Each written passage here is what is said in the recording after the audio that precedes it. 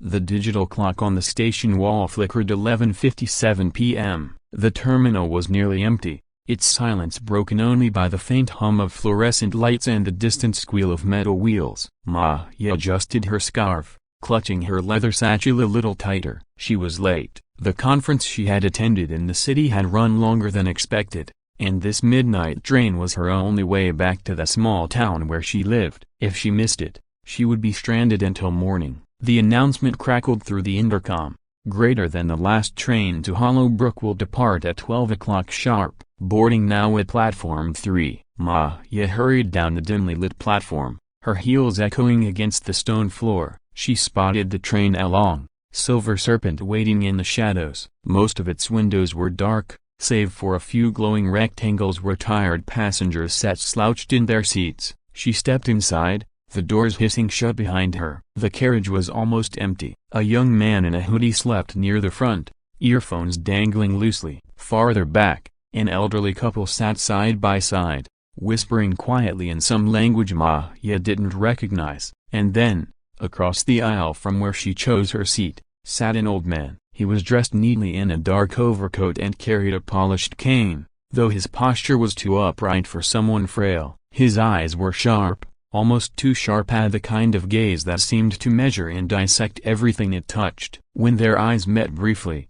he gave a faint smile, then leaned forward. His voice was low, but clear. "You should get off before the third stop." Maya blinked.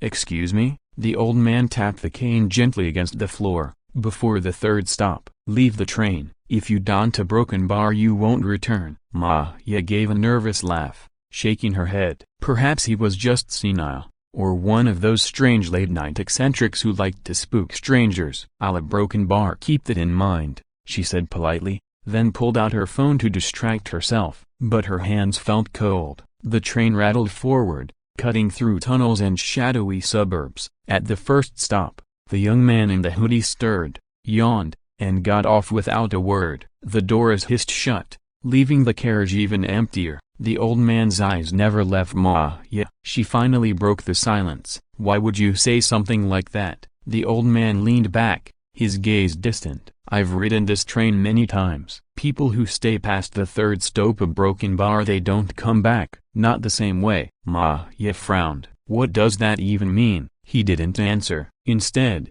he pulled a small object from his pocket and set it on the seat beside him. A pocket watch, a gold, ornate, ticking steadily. 11:59, a broken bar. 12 o'clock. The train jolted forward. Maya stared at the watch. For a second, she could have sworn its hands moved backward before resuming their normal pace. She shook her head. "I must be tired. Just tired." The train slowed again. The elderly couple rose together, holding hands. They gave Maya a polite nod before stepping out onto the empty platform. When the doors closed, Maya and the old man were the only two left in the carriage. The silence grew heavy. Finally, Maya said, "So broken bar, what happens after the third stop? Ghosts appear? Monsters?" The old man's lips twitched into a half-smile. "Worse, the train stops being a train." Maya frowned.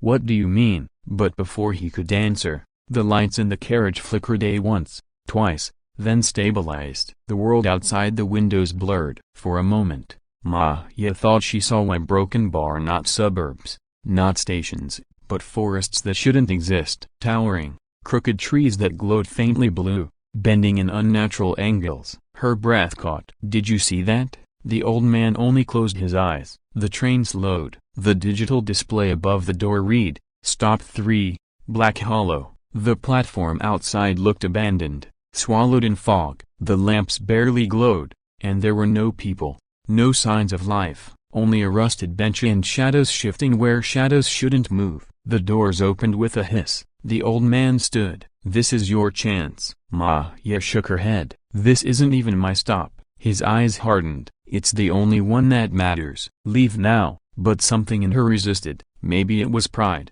maybe curiosity. "I'm not getting off at some deserted platform just because a stranger told me to." "I'm fine." The old man sighed. For the first time, his voice carried urgency. "Then you've chosen. Stay alert." He stepped off, disappearing into the mist. The doors shut. The train lurched forward. Maya was alone. At first, nothing seemed different. The train clattered along, the faint rhythm of wheels on tracks echoing. But when Maya glanced out the window again, her stomach dropped. The city was gone. There were no streets, no stations, no lights. Only endless forest had those same glowing, crooked trees stretching as far as she could see. And above them, a sky that wasn't black, but a sickly purple streaked with crimson veins. The lights in the carriage flickered again. Her reflection in the window wasn't hers. It looked like her, yes, but older, worn, with hollow eyes that stared back accusingly. Maya stumbled back,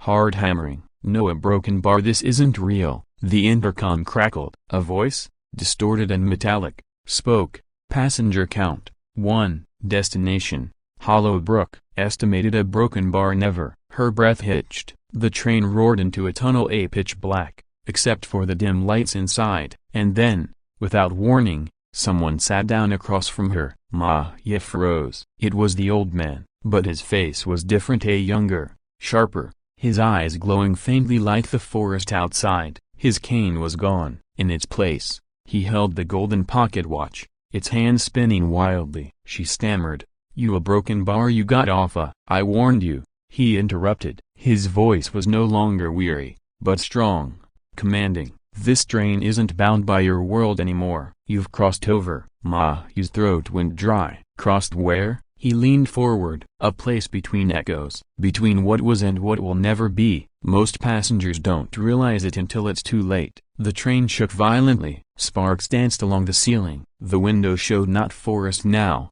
but shifting faces pressing against the glass. Countless faces, mouths open in silent screams. Maya clutched her satchel, fighting panic. "Then how do I get back?" The old man studied her for a long moment, then slid the pocket watch across the table. "When the time runs out, a broken bar, choose. Either stay here and become one of them," he gestured at the screaming faces outside, "or break the cycle." Maya's hands trembled as she picked up the pocket watch. Its hands spun faster and faster, blurring into gold light. "Break the cycle how?" she demanded. The old man's face was fading, his voice growing distant. "Jump!" The train screamed through the void. The window showed impossible landscapes, oceans made of glass, skies with burning stars falling like rain. The screaming faces pressed harder, clawing, begging. The watch burned in her palm. "Jump where? Jump how?" Her heart pounded. She stood, stumbling toward the door as the train rattled violently. The intercom screamed, "Final destination, a broken bar never. Final destination, a broken bar never." She pulled the emergency lever. The door slid open, revealing not tracks, but a roaring void of light and shadow. Behind her, the old man's voice whispered, "Time is only a frame. Step outside it." With a final breath, Maya clutched the watch to her chest and jumped. The station clock flickered 3 a.m. Maya gasped. Her body sprawled on the cold stone floor of platform 3. The train was gone. Only silence remained. Her satchel lay beside her, and in her hand, she still clutched the golden pocket watch, but its face was cracked, frozen at 12 o'clock. She stood shakily, her breath visible in the cold air. Around her, the station was empty, a broken bar too empty. When she reached the exit, she paused. On the wall, someone had carved words deep into the stone, "Get off before the third stop." Maya's blood ran cold, and from far down the tracks, she thought she heard it again, the low, metallic rumble of a train that should not exist.